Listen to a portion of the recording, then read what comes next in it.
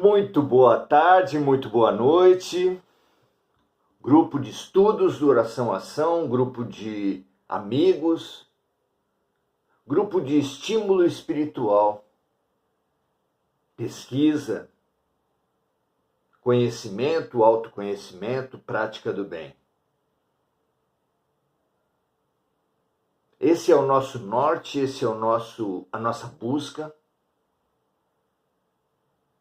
Pois já aprendemos que qualquer conhecimento que não reflete em autoconhecimento é apenas um dado. Ao contrário, o conhecimento que reflete em autoconhecimento torna-se sabedoria.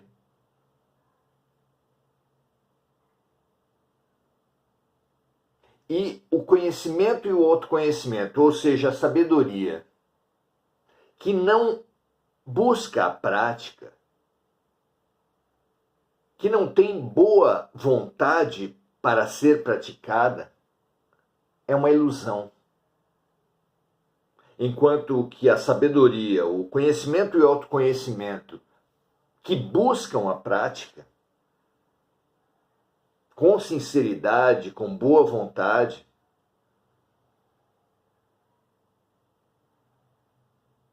esse é o caminho da iluminação. Que esse seja o nosso caminho. Não está ao nosso alcance um conhecimento completo, um autoconhecimento pleno, uma prática integral da doutrina do amor, do exemplo de amor trazido por Jesus. Ainda estamos distantes disso. Mas não importa quão longo é o caminho, se nós estivermos caminhando no sentido certo. Muito mais longo é o caminho daquele que está no sentido errado. Coloquemo-nos a caminho.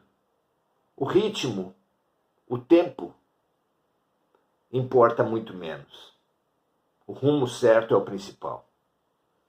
Assim seja, temos já alguns encontros conversados sobre o segundo grande campo do conhecimento humano.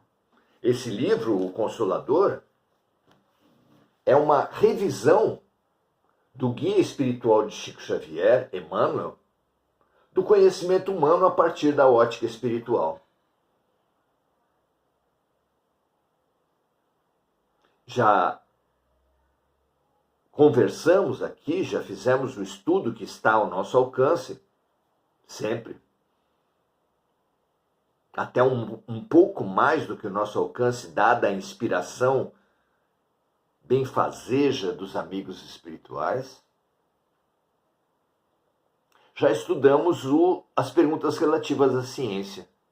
Temos estudado as perguntas situadas por eles no campo da filosofia. Aqui, nesse momento, estamos na segunda pergunta que situa a razão no projeto de evolução da criatura humana.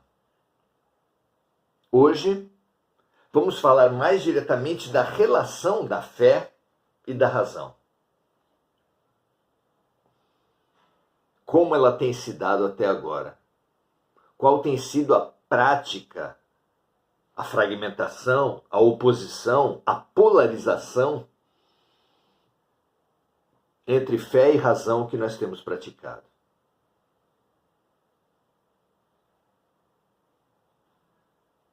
Fora do campo tipicamente ocidental, contemporâneo, nós encontramos muitas referências de integração de fé e razão.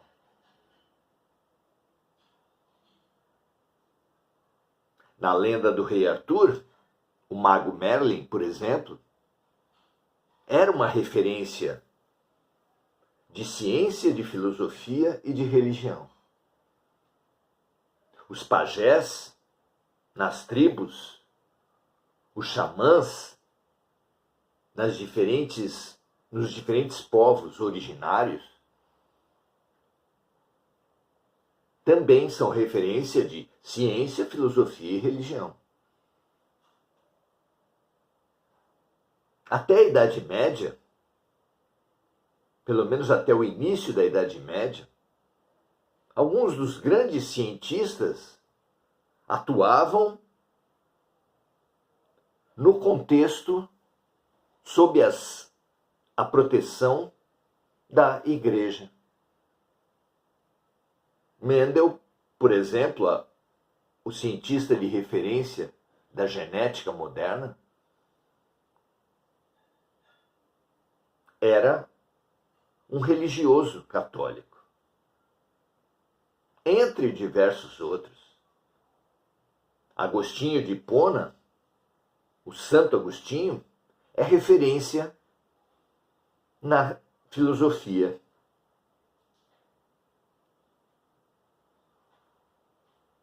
É muito interessante que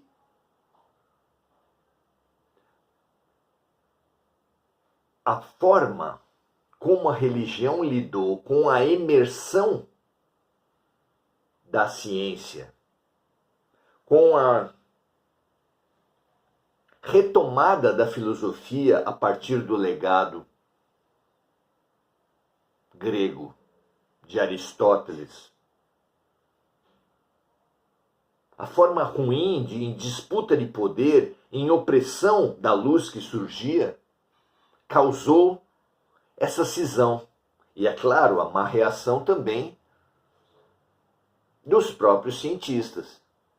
Porque, como diz a própria ciência, a cada ação corresponde uma reação de igual intensidade e sentido contrário. E as más posturas foram interagindo umas sobre as outras, gerando uma religião rígida e dogmática, mas também uma ciência rígida e dogmática.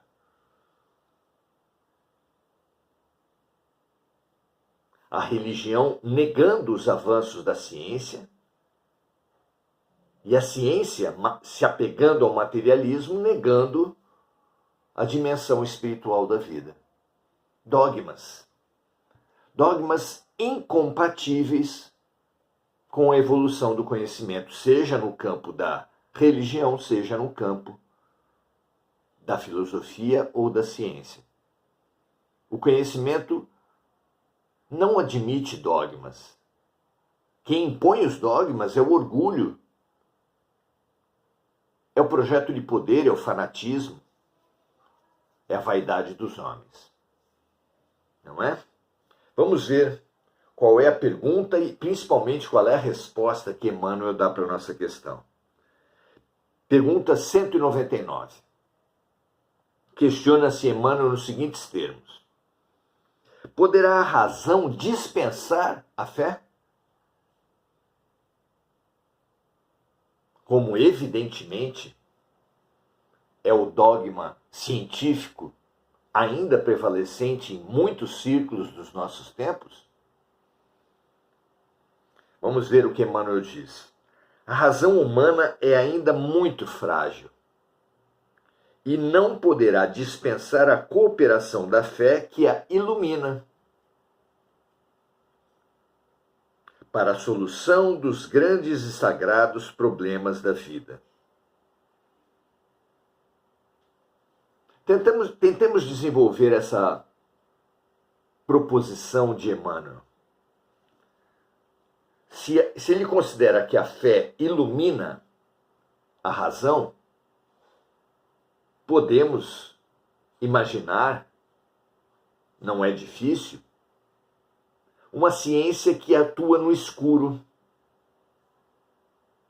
uma ciência que se deixa utilizar por quem pagar, por quem quer que a apoie, por quem quer que dê status, dinheiro, posições para os cientistas. Ficando na triste condição de agentes do sistema financeiro, da indústria farmacêutica, da indústria armamentista,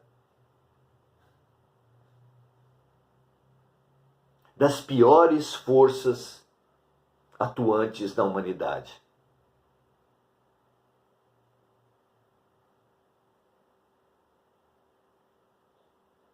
Ah, mas a ciência precisa de apoio. Precisa, sem dúvida. A pesquisa científica demanda recursos, demanda. Ninguém nega isso. Mas daí a submeter, a escravizar, a condicionar a ciência aos interesses dos sistemas de exploração, de violência, estruturados pelo homem na Terra, há uma grande distância. Não é verdade que o único caminho para a ciência é submeter-se aos interesses políticos, econômicos, da violência, da fragmentação, da ideologização, da polarização na Terra. Ao contrário, a ciência se apequena, se amesquinha, se transforma num joguete, num fantoche. E quem é fantoche da violência, da exploração, é violento e explorador também, claro. O uso do cachimbo entorta a boca, diz o dito popular. E é triste constatar que a ciência tem se desqualificado a si mesma. Um trabalhador também precisa de salário, mas nem por causa disso, se lhe oferecerem mais salário para trabalhar para o crime, justifica-se a decisão dele. Muito melhor ter um salário menor, uma posição menor, uma visibilidade menor, mas colocar-se a serviço do bem, do que ser venerado pelo mundo, ser famoso, ter dinheiro para ostentar.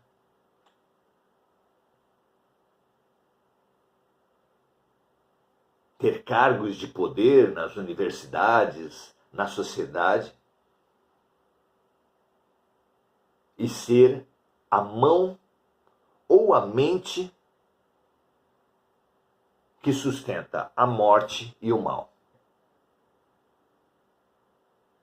Isso serve para a ciência como um todo, para a pessoa dos cientistas, para cada um de nós. O poder não é absoluto, o poder não é o fim, o dinheiro não pode ser o objetivo da vida. Não há nenhum problema no poder e no dinheiro em si, mas eles, como ferramenta, devem estar sempre a serviço do bem, do ser humano, da fraternidade, da melhoria da vida, da disseminação do saber, da verdade.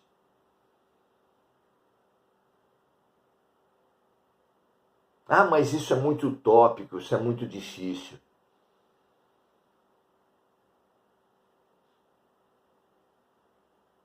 Quem quiser viver sem dificuldade se autocondenará à inércia.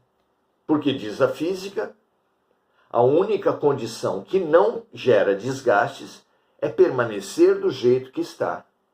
Sempre que um corpo estiver parado ou num certo movimento, a sua alteração gerará um esforço, necessariamente. Acusar um desgaste para ficar parado ou num mau movimento é preguiça, é condenar-se ao mal e às suas consequências. Foi sempre assim, jamais será desculpa. Ah, os outros fariam se eu não fizesse, jamais será desculpa. Cabe a cada um de nós buscar e acessar e seguir a voz da consciência, que pode sim ser ativada pela mensagem dos diferentes luminares, Buda, Sócrates, Jesus, Francisco de Assis, Chico Xavier, Teresa de Calcutá.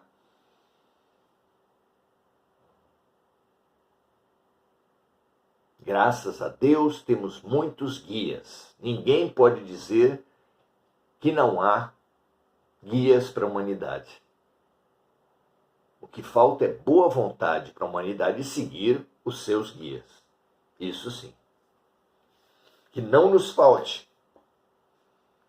essa ferramenta fundamental da evolução. Paz na Terra não é destinada aos anjos, nem aos santos, nem aos doutores, nem aos líderes políticos, nem aos milionários, nem aos famosos. A paz na Terra é simplesmente destinada aos seres de boa vontade.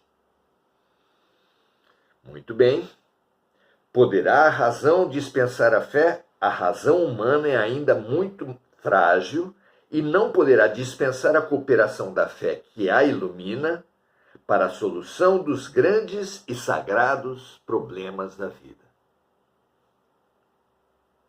Em virtude da separação de ambas, nas estradas da vida, é que observamos o homem terrestre no desfiladeiro terrível da miséria e da destruição.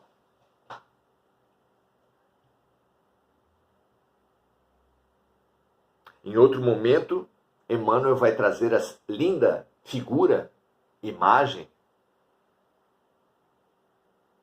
da fé e da razão como duas asas que vão levar as criaturas e a humanidade para o reino dos céus. É muito bonita a imagem porque é evidente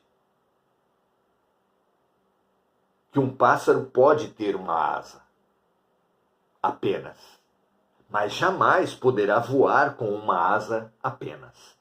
Porque o movimento de uma asa precisa ser apoiado pelo movimento da outra. A fé precisa do conhecimento, precisa da compreensão. E a compreensão desligada da fé, como já dissemos, é um mero dado que ficará a serviço das sombras daquele que primeiro pagar. Não é? Continua Emmanuel dizendo assim: pela insânia da razão, pela loucura da razão, sem a luz divina da fé, a força faz as suas derradeiras tentativas para assenhorar-se de todas as conquistas do mundo. Novamente, fala Emmanuel no geral, mas serve para cada um especificamente. Se você quer não cair na armadilha da violência, da destruição do mundo, da dominação pelas sombras, você precisa articular essas duas ferramentas na sua vida, fé e razão. Continuando Emmanuel, falastes demasiadamente de razão e permaneceis na guerra da destruição, onde só perambulam miseráveis vencidos. Nas guerras de destruição, seja nação contra nação, seja religião contra religião, classe contra classe, sexo contra sexo, todos perdem. Todos sempre perderão. Não há vencedores das guerras. Isso é uma ilusão que os guerreiros propagam. Vamos vencer as guerras. Ninguém vence a guerra. Mesmo os vencedores, os soldados que venceram uma guerra, saem dela traumatizados. Saem dela assassinos. Raríssimos são aqueles verdadeiros heróis de guerra. Porque o verdadeiro herói de guerra não é aquele que gera mais mortes e mais destruição, como supõem os homens. Que obedece cegamente às ordens do chefe, como imaginam os homens. O verdadeiro herói de guerra é aquele que segue a sua consciência em meio ao caos da guerra. E salva vidas de soldados do seu lado e do outro. Ajudam civis do seu lado e do outro.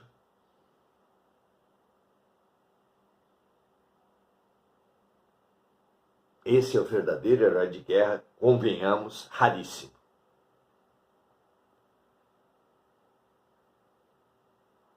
Revelastes as mais elevadas demonstrações de inteligência, mas mobilizais todo o conhecimento para o morticínio sem piedade.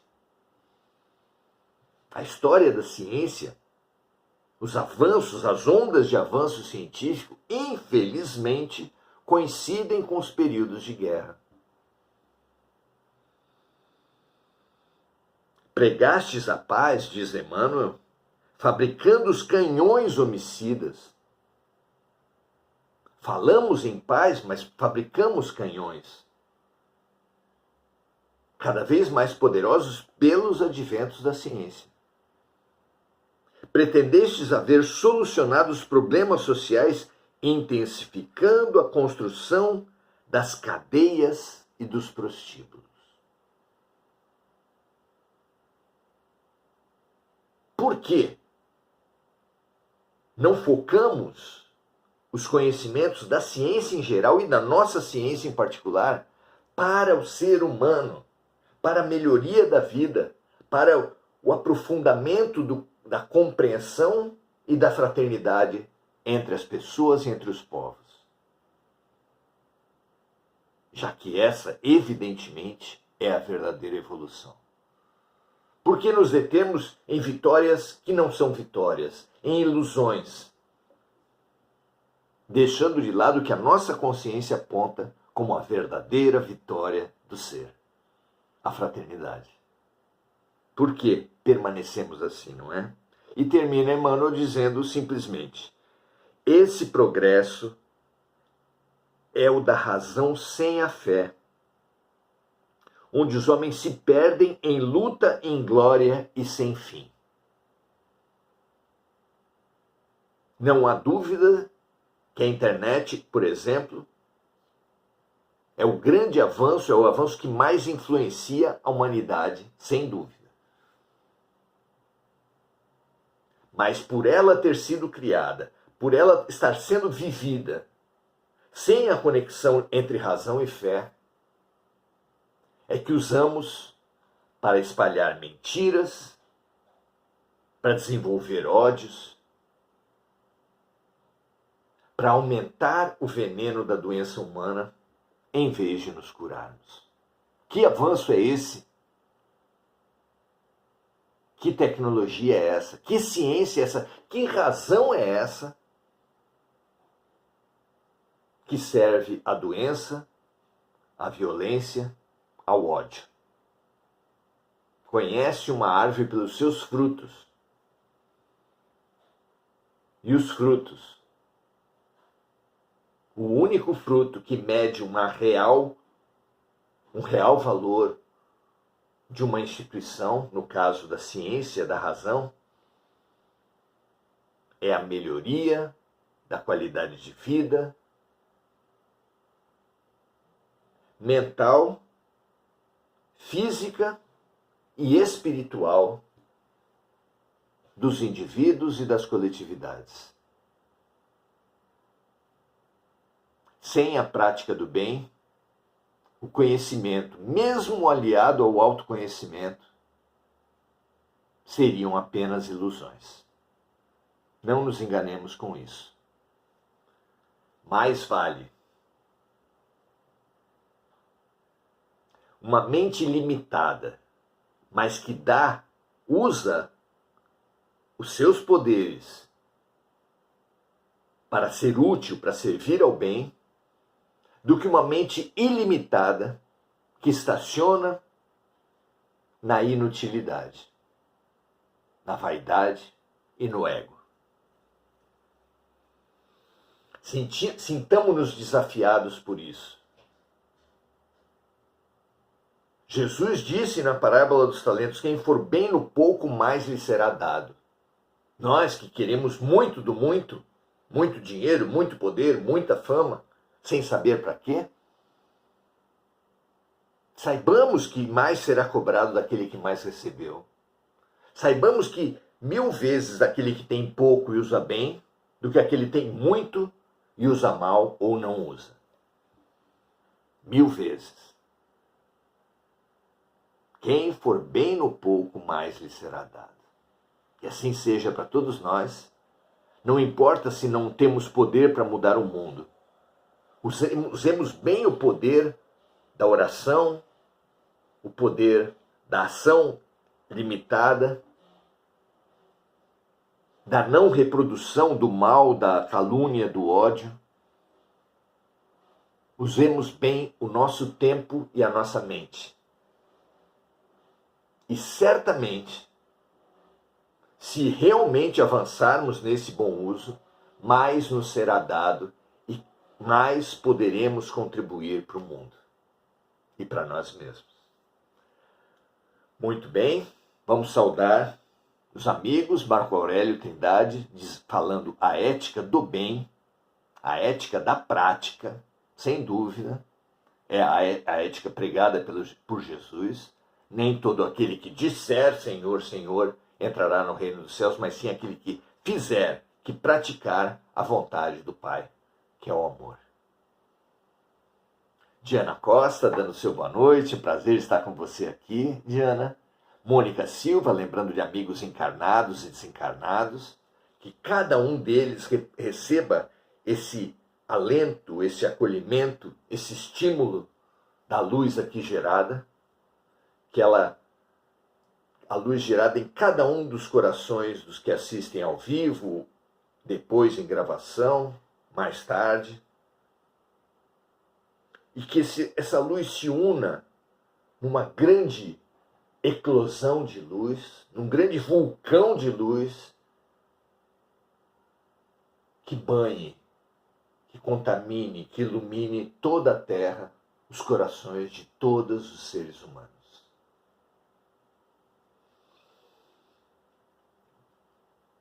Muito bem, Mônica lembrando também das vítimas das guerras e dos desastres climáticos pelo mundo, que cada uma delas receba esse alento, as vítimas das guerras, as crianças especialmente, mas também as mulheres, mas também os idosos, mas também os homens, possam todos vibrar, vigiar a cada vez que o ódio tentar tomar seu coração e vibrar no amor e no bem, no limite das suas possibilidades. Que isso valha para cada um de nós que pensamos não estar nas guerras, mas que estamos, só diferindo as armas e os ambientes. Não é? Mônica Silva dando também o seu boa noite a todos. Um prazer, uma alegria perseverarmos aqui. Amanhã, domingo, será dia do curso Jesus e a Criança, uma releitura de O Pequeno Príncipe à luz do Evangelho, recebendo dicas, estímulos, flashes de luz imperdíveis. Você é nosso convidado, esteja conosco. Até amanhã e um ótimo final de sábado para cada um. Até!